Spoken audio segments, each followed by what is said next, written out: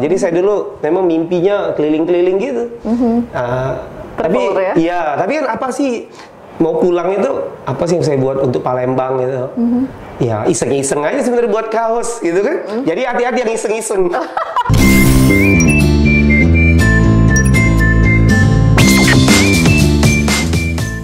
Assalamualaikum warahmatullahi wabarakatuh. Halo pemirsa Cukup Pedes, jumpa lagi bersama saya Ella Sulistiana di program kesayangan kita, apalagi kalau bukan di Cukup Pedes. Seperti biasa, Cukup Pedes selalu menghadirkan tamu-tamu inspiratif untuk berbagi kisah, pengalaman dan ilmu untuk bisa kita petik. Nah, kali ini kita kedatangan tamu istimewa. Mungkin produknya udah nggak asing lagi nih didengar dan dilihat oleh pemirsa Cukup Pedes. Beliau ini owner kaos Nyenyes. Udah barang tentu kan kenal dengan kaos Nyenyes. Nah, untuk lebih lengkapnya lagi kita akan berbincang langsung sama owner Nyenyes, Kak Yoki. Pantengin terus Cukup Pedes. Oke, Kak Yoki, kita biar lebih enak ngobrol tapi tetap prokes ya. Siap. Menjaga jarak, dibuka maskernya. Terima kasih loh Kak Yoki udah main ke studio Palpres. Oke, saya yang terima kasih sudah diundang kembali.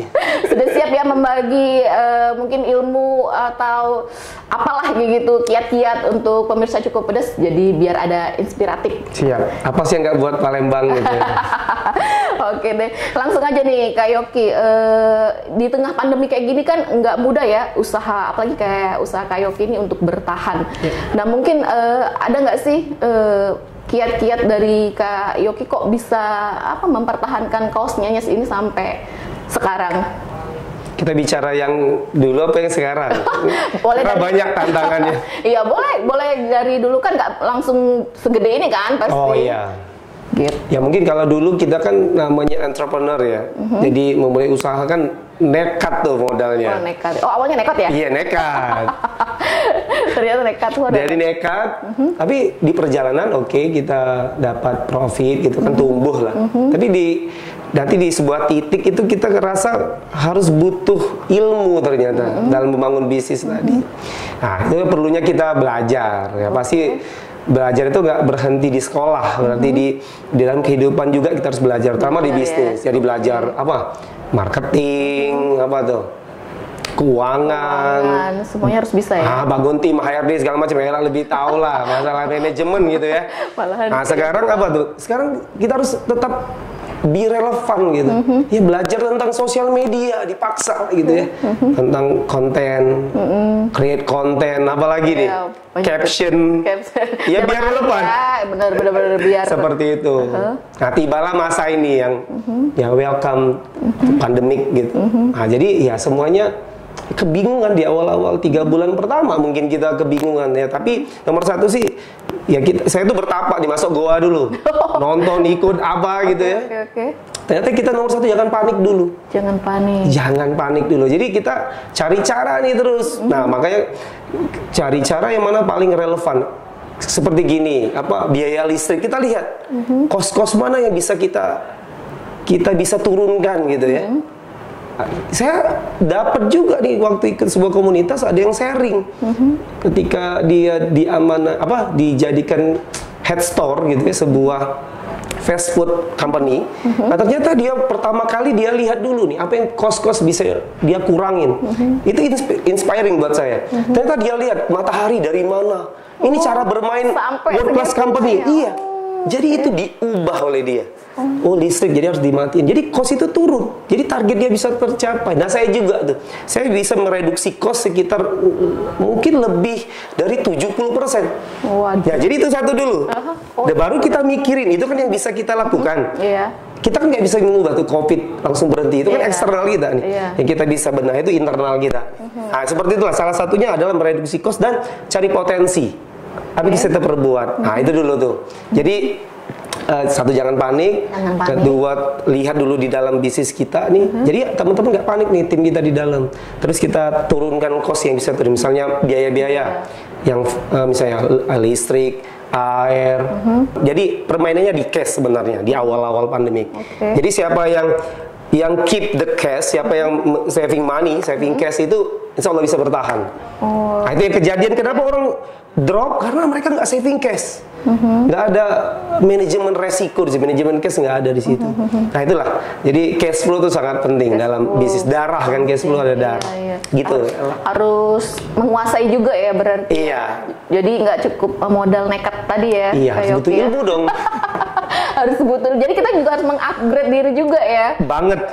Saya menyebutnya membangun diri. Membangun diri. Kalau diri kita nggak siap, gimana usaha kita bisa jalan ya kan? Iya. Membangun sikap, mental, karakter dan kompetensi.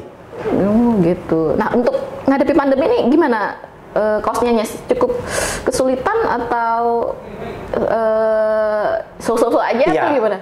Ya kita namanya di industri kita, industri yang sangat keterkaitannya dengan apa namanya, kan pariwisata nih, saya masuk di merchandise ya, kategorinya kaos oleh-oleh gitu kan. Jadi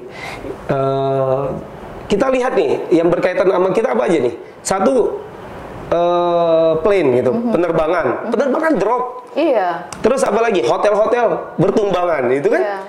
Jadi drop bener tuh. Jadi kita lihat udah, wah ini nggak bisa diharapin nih kalau kita mengharap customer dari luar gitu ya. Jadi akhirnya kita meeting lah, ngobrol, brainstorming sama tim. Apa yang harus kita lakukan? Ternyata ya kita harus apa namanya, cari create demand market lokal dong berarti.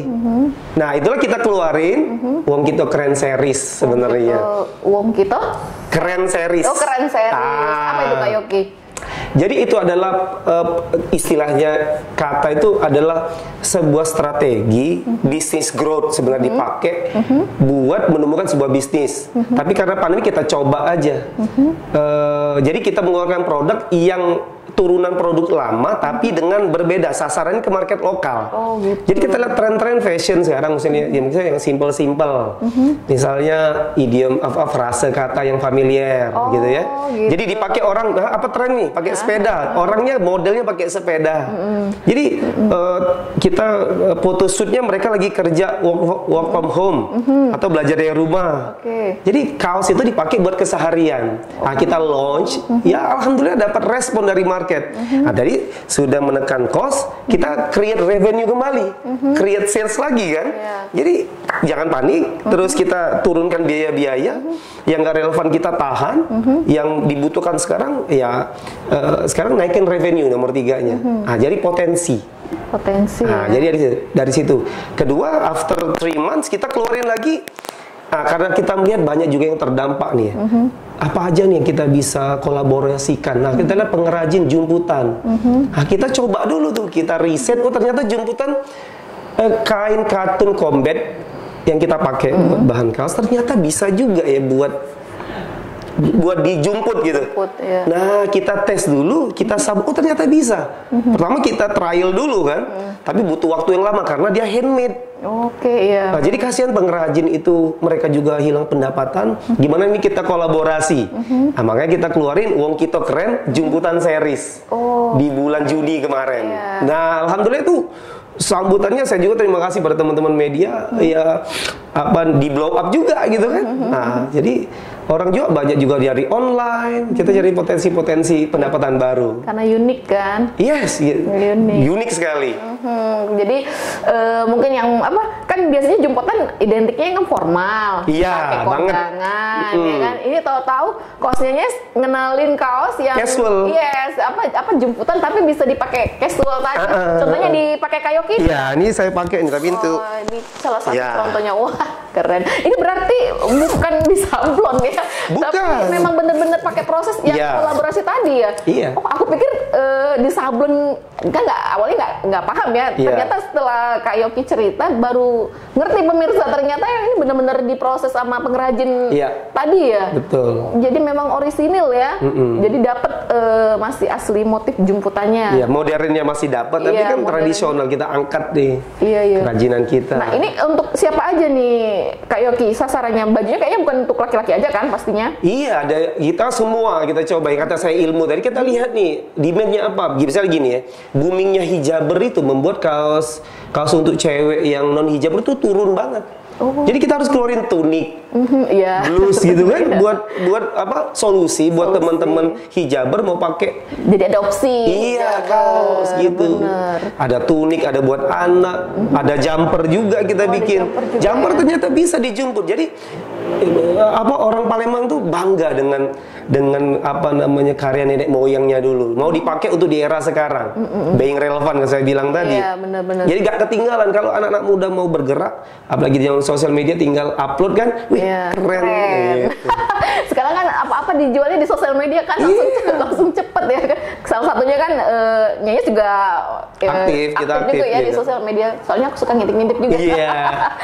BTW jadi penasaran Kak Yoki, kok bisa kayak inspirasinya dari mana sih jumputan series ini? Gini, saya lihat ini tren-tren di Jepang sebenarnya namanya tie-dye gitu. Oh iya, tie-dye. Itu kan ngetop. Ini kan aku pikir ini sama kayak jumputan. Sama ya. Tapi tingkat kesulitannya lebih sulit kita loh, Mbak Ella. Oh iya ya. Karena mereka tuh satu-satu. Kalau kita kan pakai karet gitu bukan sih? Ya, kalau kita kan ada yang teknik kita kan di apa? Ditusuk jarum itu, ada yang diikat. Iya. Jadi lebih sulit gitu. Nah, tie-dye itu kayaknya kita bisa deh kayaknya nih. Kalau kita kan ada 7, kan ada filosofinya juga, ada 7 titik gitu kan. Kalau jumputan tadi ada motif-motif, warna-warna gitu. Memang kita suka warna-warna. Ternyata, nah inilah enaknya kalau kita mau action teman-teman. Saya nekat ngomongnya tadi.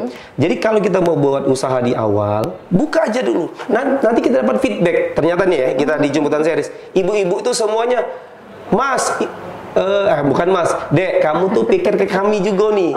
Kami tidak senang warna-warna terang. Ternyata ibu-ibu, emak-emak itu suka warna gelap-gelap. Oh, warna-warna kalem mungkin ya? Iya, warna-warna kalem. Mereka nggak yang suka pink, kuning, nggak suka. Itu masukan juga ya dari konsumen kita. Dan akhirnya kita akomodir. Iya, itulah senangnya kalau orang kritik, saran itu kita denger. Karena kita kan anti dengan kayak gitu. Kalau kita welcome. Iya, kita idealis, wah pokoknya kita maunya yang warna ini. Oh, enggak. Jalan terus kayak gitu ya. Ternyata Kak Yoki enggak ya menerapkan kita dengerin mereka karena mereka customer kita. Apalagi 12 tahun yang lalu kita kan udah lama nih. Iya. Jangan lupa pemirsa Cukup Pedas kalau yang belum tahu nih kaosnya udah 12 tahun ya Kak Yoki ya. Alhamdulillah. Cukup lama juga bertahan, jadi dari tahun berapa? 18 Juli kemarin 12 tahun. Oke, buat selamat ulang tahun berarti buat kaosnya. Iya. Nah, seberapa penting sih kita harus berinovasi terhadap produk kita Kak Yoki? Apakah harus setiap bulan atau setiap tahun atau kita harus menunggu momen-momen kayak pandemi gini kan? Kita nggak mungkin tadi berdiam diri, kita harus punya inovasi. Iya. Nah, kalau dari Kak Yoki sendiri mungkin apa sih yang perlu di-share nih? Bagus nih pertanyaannya nih. Kapan inovasi terjadi? Gini, jadi market itu kan melihat ketika dia sudah solusinya udah didapetin dari brand kita, dari bisnis kita, mereka kan ini apa nih yang dikeluarin, gitu kan? Apalagi yang namanya fashion. Fashion ini kan bergeraknya cepat. Iya. Jadi apa sih yang dibikin lagi? Apa sih dibikin lagi? Gini. Kira Mbak Ella, kalau Mbak Ella beli kaos oleh-oleh memang tiap hari? Ya enggak lah. Iya kan enggak pastinya. Pastinya kan mereka ada seasoning gitu kan. Nah, makanya kita harus memanjakan mata mereka. Oh, ini keren. Itu kan impulsif ya. Jadi kalau mereka anggap wah ini keren, mereka kemungkinan mau beli. Tapi kalau itu aja kita kasih kayak makanan, semuanya butuh inovasi di setiap bisnis. Kalau makanan ada kan keluar Japan menu, Korean menu gitu kan. Dikeluarin pasti. Jadi kalau masalah waktu, mungkin kalau di fashion sih ya, mungkin kalau kayak fast fashion, kalau merek-merek luar, yang fast fashion mungkin tiap bulan pasti ada. Tapi kalau saya mungkin nggak per quarter aja. Mau dipecah boleh, per triwulan bisa, atau per bulan tapi sedikit-sedikit. Atau desain baru, atau ada desain baru yang mana nih, atau tematik baru bisa kita keluarin. Itu harus misalnya 1 bulan sekali atau tematik, itu nunggu apa sih yang dilihat Kak Yoki? Apa kita nunggu marketnya lagi low nih misalnya, ini lagi liburan nih, saat yang tepat. Nah itu kapan menentukan seperti itu? Mungkin bisa seperti itu. Mungkin tiap bulan lihat marketnya juga, lihat orang apa yang kita sasar gitu ya. Misalnya mungkin lagi ulang tahun Palembang misalnya, apa tuh? Kita keluarin yang tematik gitu. Ya. atau tentang 17 Agustus apa bulan puasa, bisa di occasion seperti itu, bisa seasonal seperti itu, bisa. Tapi kalau mau tiap bulan mungkin sanggup nggak R&D kita mengeluarkan desain-desain seperti itu ataupun chef kita. Nah, mungkin yang kalau teman-teman udah siap mungkin boleh tiap bulan atau per 3 bulan atau per tematik tadi, per occasion tadi ya. Ada momen-momen tadi ya seperti itu. Memanfaatkan momen ya. Ya terserah teman-teman. Tapi kan nanti kan kita tes, ukur. Oh sukses ini ya, udah disimpan dulu. Ada apa namanya? Ada catatan-catatan, di record. Nanti kan kita lihat lagi. Kita pernah nih di tahun depan kayaknya kita pernah nih ngadain ini sukses nih. Nah, mungkin kita bisa lakukan lagi. Mungkin yang gagal udah kita simpen jadiin pelajaran. Jangan diulangi lagi. Di remake mungkin. Di remake ya. Jadi kita dapat feedback dari ini. Enak nggak misalnya pempek keju ini? Mungkin wah apa dia pempek keju ya kan? Berarti nggak sukses dong gitu kan? Jangan diulangi. Tapi market melihat ini inovatif nih perusahaan gitu ya. Ini brand inovatif. Nah, itu value itu masuk ke mereka. Jadi nggak mentok, jangan berpuas diri mungkin ya. Jadi harus selalu melek nih sama perkembangan zaman ya. Kalau nggak kita kena gilas zaman. Iya, kena gilas zaman tuh. Nah, setelah kita punya produk, punya market yang disasar, mungkin promo juga berpengaruh kayak Yoki. Nah, konsumen untuk beli produk kita. Oke, ini bagus nih perjalanan Ella ini udah pengalaman ya. Berkat teman sama Kak Yoki juga. Iya. Kita tanya dulu sama Mbak Ella. Mbak Ella, kalau di benak Mbak Ella, kalau dengar kata promo atau promosi apa di benak Mbak Ella? Ya biasanya diskon, harga murah, ya. gitu kan. Nah, sama saya juga di awal-awal juga mikir gitu. Jadi kalau kata promo itu langsung mikirnya diskon 50%, enggak. Harga murah, harga miring, wah, ayo beli gitu kan. Tapi setelah itu belanja lagi enggak? Enggak. Itu kadang kesalahan saya juga. Saya sudah melakukan itu sangat sering. Karena kita pikir orang tuh suka. Ternyata apa yang kita sih orang suka? Enggak juga ternyata. Mbak Ella memang langsung dijualin itu. Mbak beli langsung. Enggak apa-apa, ini manfaat. Pasti mau dirayu dulu ya, Bu? Iya, orang perlu dirayu dulu. Sama kayak perempuan kan PDKT dulu. Betul ya, kan? sekali. Kayak apa nih, industri deterjen dulu kan hanya membersihkan ya, apa bukan yang pewangi. Dulu kan hanya pewangi, sekarang pewangi sama apa dia? Yang apa melembutkan. Nah, itu inovasi kan? Betul sekali. Nah, itu udah disinggung. Jadi promosi adalah communication plus. Ada plus-plusnya juga di situ. Nggak hanya sekedar kita ngomong, misalnya di industri kaos nih, kita bikin kaos kita kaos katun combat 100% katun, bahannya adem, dingin. Apaan gitu? Itu semua kaos bilang gitu kan? Produk dia paling kecap, dia nomor 1. Enggak, kita nggak bilang gitu. Misalnya kita cerita dulu, kenapa sih desainnya gini? Kenapa sih anak-anak nanti pakai katun itu biar nggak luka? Ya kan? Jadi katun itu halus. Gitu kan orang bisa menggambarkan produk.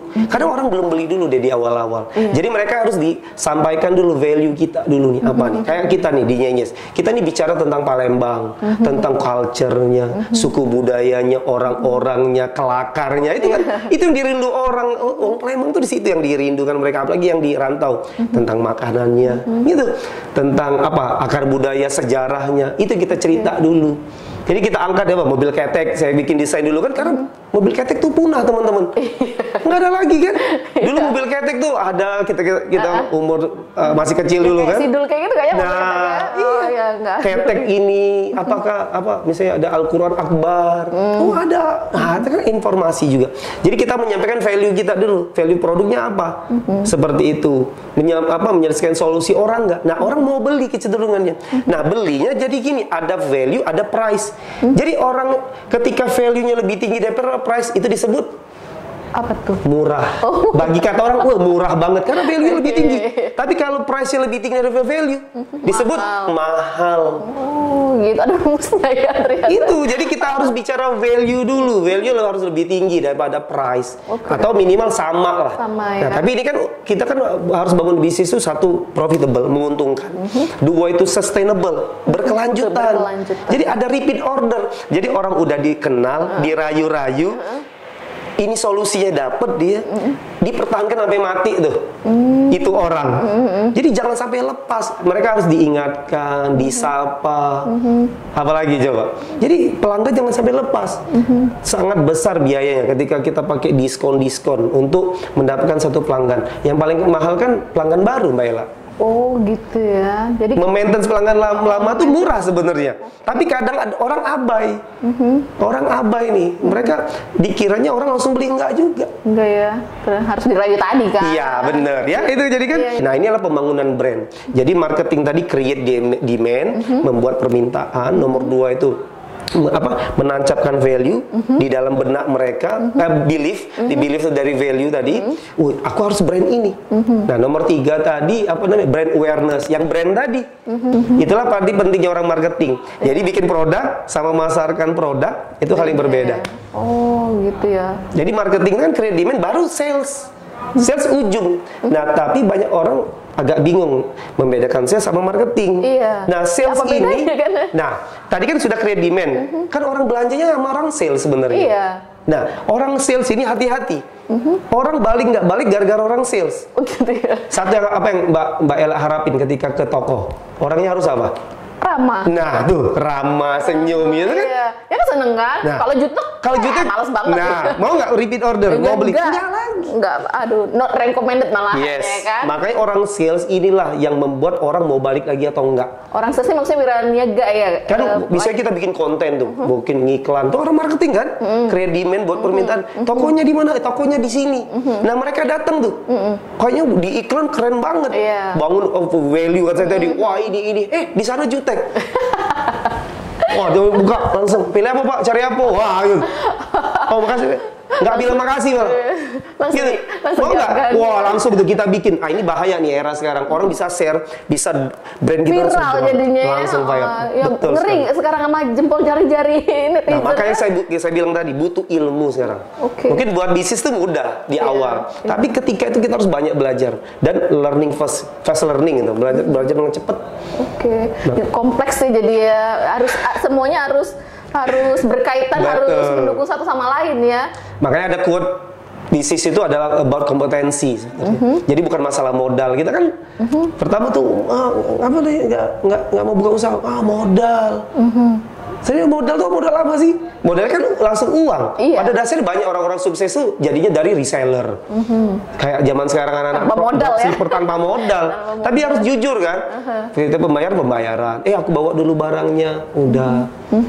Ada yang pengusaha sukses tuh suami istri itu yang sekarang jadi toko kue terkenal itu ya jual cincin apa jual gelang istrinya. Tuh mau jual door to door sekarang di setiap daerah dia punya. Gara-gara dia terus belajar. Iya. Intinya juga terus belajar, upgrade ilmu ya Kak Yoki ya. Nah, pasti Kak Yoki nggak puas dong 12 tahun ya kalau mungkin ada mimpi-mimpi atau target yang mau dicapai di step-step berikutnya. Wah, kok ini kayaknya udah bisa ngerekam pikiran saya ini Ella. Iya bener ya, namanya gini, kita kan ada namanya strategic plan. Apa sih harus kita 10 tahun lagi, 5 tahun lagi kita nih apa, 10 tahun lagi kita apa. Nah nih, memang ada yang ngomong gini, ada grafik bisnis itu ketika tantangannya setahun. Karena banyak yang nutup itu 80% itu 50% orang buka usaha itu tutup di tahun pertama. Gitu. Di tahun kedua itu 50% lagi dari 50% tadi. At the end, ketika 10 tahun hanya bertahan 4 dari 100. Jadi hanya 4% tuh. Itu di Amerika. Nggak tahu kita di Indonesia, mungkin lebih kompleks lagi, lebih menantang lagi. Nah, jadi 10 tahun ini bisnisnya bisa gini atau flat. Nah, itu tantangannya. Jadi strategi kita mau apa? Nah, kita ini kan karena ini skupnya hanya di kota Palembang, saya harus memikirkan pertumbuhan ke depan. Nah mungkin kita diversifikasi dengan tetap main kaos. Saya fokus karena pernah gagal juga nih, gara-gara main di industri yang lain. Makanya saya harus fokus ke industri casual dengan cari market baru gitu. Mungkin saya launch nantilah, kan saya kabarin sama Ella. Jadi tetap bermain di kaos ini tapi berinovasi, tetap di casual. Mungkin produk-produknya diperbarui atau nambah yang baru mungkin ya Kak Yoki ya. Kalau kita politician, kita harus belajar sejarah negara, sejarah politisi. Tapi sebagai pebisnis, kita harus baca sejarah perusahaan gimana berdiri. Nah ini kita perusahaan yang 130 tahun, namanya Coca-Cola. Itu minuman apa dia jual? Minuman cola ya, soda, karbonasi kan, ya ada gula gitu kan di situ. Nah itu 130 tahun. Lihat, Coca-Cola buat properti nggak? Enggak. Enggak. Main Tapi dia buat apa? Kenapa? Mereknya apa lagi selain Coca-Cola? Dari di bawah Coca. Turunannya. Turunannya. Apa air mineral apa aku lupa. Air mineral juga. Ada Fanta. Iya. Iya kan? Iya. Jadi mereka bermain di situ. Cuma menambah varian. Cuma minuman aja, beverage jadi. Iya. Mungkin Coca-Cola kan rasanya kayak gitu. Iya, Fanta buat anak-anak SMP, anak SMA. Iya, lebih memperkaya rasa mungkin ada teh, jadi mereka fokus. Iya, teh juga ya. Iya, juga. Wardah tuh, kecantikan misalnya. Nah, kita bicara aja biar ada contoh. Jadi mereka fokus di situ aja. Dan mereka jadi world class gitu. Nah, kita ini kebanyakan mau pegang semua. Wah, ini bagus, kita buat ini buat. Jadi pecah fokus. Kebanyakan gitu. Saya juga pernah melakukan dan saya di sebuah titik kesimpulan, wah ini kalau nggak fokus kita nggak jadi apa-apa. Jadi salah itu kayak nggak salah. Di titik itu kan kita belajar, tapi mahal biayanya. Itu aja. Makanya saya sampaikan ini teman-teman, jangan sampai ngikutin jejak saya. Tapi kalau sanggup ya nggak apa juga. Ini bukan masalah benar atau salah, tapi pilihan. Kenapa Google ya? Kita lihat Google akuisisi apa? Akuisisi apa ya? Aku lupa. YouTube. Sekarang mau nyari menu, cari di Google apa cari di YouTube? Mau buat masakan? Kan YouTube. Jadi dia fokus pada search engine gitu ya. Iya. Dan lain-lainnya. Facebook akuisisi apa? Platform sosial media kan? Instagram sama WA. Karena dia fokus pada sosmed. Nah, itu aja kita lihat. Oke. Jadi ya kita belajar dari industri hebat buat kita aplikasikan. Jadi kita boleh disebut orang UMKM, tapi pikiran kita coba kita berpikir kayaknya korporasi gitu loh. Jadi biar kita semangat untuk belajar gitu. Jadi saya dulu memang mimpinya keliling-keliling gitu. Tapi kan apa sih mau pulang itu apa sih yang saya buat untuk Palembang gitu. Ya iseng-iseng aja sebenarnya buat kaos gitu kan. Jadi hati-hati yang iseng-iseng. Iseng-iseng jadinya iya bisa juga bernilai jadinya. Tapi kan nggak tahu kita bisa tumbuh atau besarnya, nanti kita lihat. Makanya butuhnya ilmu. Iya, saya tuh belajar di nekat, tapi nanti ilmu itu penting. Itu aja. Ilmunya penting. Nah, jadi Kak Yoki, bisa kesimpulan kita obrolan kita kali ini apa sih yang mungkin tips buat pemirsa Cukup Pedas yang mau memulai usaha atau yang sudah punya usaha untuk bisa bertahan? Ya, zaman pandemi ini kan ini di luar kuasa kita ya. Mungkin ya kita sebagai orang yang beriman mungkin ya pasti ini nggak mungkin nggak ada obatnya gitu. Kita harus optimis bahwa Allah tuh akan menurunkan obatnya nanti ya.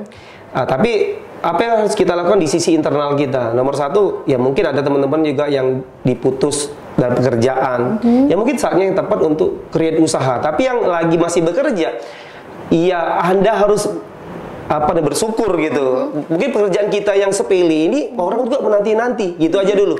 Nomor dua, ya kalau mau mulai usaha, ayo nekat juga boleh nih. Nekat boleh. Kalau bisnis kita lagi drop, yang tadi saya lupa menyampaikan nomor tiga. Nomor tiga, kalau industri kita lagi drop bener, udah kita boleh pivot dulu. Cari dulu yang bisa jalan, jual masker, jualan herbal, apa aja yang bisa create money, create uang. Ya kita optimis, kita harus. Ya banyak juga teman saya banting setir, banyak juga karena bisnisnya lagi drop banget, nggak bisa. Mungkin setahun ini ke depan mungkin belum bisa bangkit di akhir tahun nanti. Nah dia cari potensi yang lain dulu. Ayo kita struggle dulu. Nggak mungkin kita nggak dikasih rezeki, itu aja optimis. Jadi jangan panik. Yang di bisnis kita cari turunkan biaya, coba lihat dulu yang mana kita bisa kurangi, yang mana kita bisa kurangi, yang bisa kita nego, yang mana bisa diefisiensikan. Nah, nomor tiga, cari peluang-peluang baru, yang kayak saya bilang tadi, product development. Ini apa nih? Mau cari inspirasi gimana? Tanya, jangan malu ya. Iya, tanya sama yang pernah beli sama kita. Kenapa sih Pak beli produk kita? Survei jadi ceritanya. Banget. Itu step-stepnya. Jadi tanya nih, makanya jangan lupakan ambil database. Mereka itu pelanggan yang lama ya? Iya, semua itu yang online riding kan mereka ambil data kita. Lah kita bisa juga ambil data pelanggan. Ambil data pelanggan. Misalnya tim kita nih, Kak ini 2 kali Kak, Kak ibu ini 2 kali produk gitu. Berarti produk kita udah ngangenin. Telepon itu ibu, ya gitu. Halo Bu, saya Ella. Nah, itu kan dari makaroni ini, saya lihat ibu. Makasih Bu ya udah 5 kali datang sama kita. Itu ramah merayu tadi. Ya makasih Bu, salam buat keluarga. Ini Bu, saya mau tahu nih Bu ya, mau survei aja nih Bu. Ibu beli produk kita karena apa sih? Itu tuh. Oh karena ini. Nah itu tuh. Jadi kita harus ramah, ambil itu, ya kasihlah free apa, bahagiakan customer kita gitu. Jadi itu tuh teman-teman. Jadi nekat boleh, mulai usaha nekat dulu, tapi terus cari ilmu. Belajar action. Jadi plan, do, cek lagi, bener gak? Udah action. Usaha mungkin nggak perlu modal besar dulu, ya yang penting nekat tadi kata. Action yang penting kan. Saya juga terima kasih nih kepada pelanggan, pelanggan kami 12 tahun ini, teman-teman pers, pemerintah, government, wali kota, gubernur, semua yang beli produknya sih itu kan, alhamdulillah. Gak mudah ya di tahun seperti. Iya nggak mungkin ya. Wah, selamat lah, apalagi baru ulang tahun nih. Semua bisa bertahan teman-teman. Iya, amin. Semoga juga terus mengeluarkan inovasi terbaru yang Insyaallah bisa dicintai oleh konsumen. Oke Kak Yoki, terima kasih. Sama-sama. Sudah datang ke studio ilmunya. Itu penting kita bisa kumpul sama keluarga. Bener Kak Yoki. Oke deh pemirsa, semoga pemirsa Cukup Pedes bisa mengambil manfaat dari obrolan kita hari ini. Nantikan terus episode Cukup Pedes di tayangan berikutnya. Akhirnya sampai jumpa. Assalamualaikum.